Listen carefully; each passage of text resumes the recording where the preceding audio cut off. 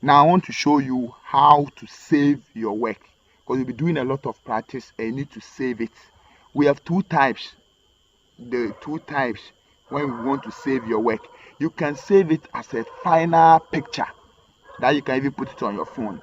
Then you can save it in a way that you can come back later and continue working on it. So if you want to save it final, you go to file, you go to save as. When you go to save as, you need to give it a name. Maybe what I've designed is shapes, so I just give it a name. Shapes, because I already have shapes on it. I will name this one shapes 2, or let's say shapes 4. Okay, that's the name of my work. Then it's already on PDD. This one means when you save it later, you can come and edit it, you can come and continue working on it.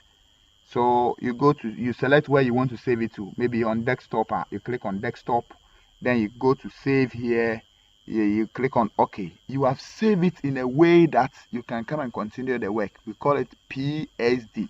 Then if you want to save it in a picture format, the same procedure. Go to file, you go to save as. When you go to save as, already the name is there, so I leave it like that. Then the format, I select JPEG. The JPEG, we have 3 JPEGs here. Always use the first JPEG.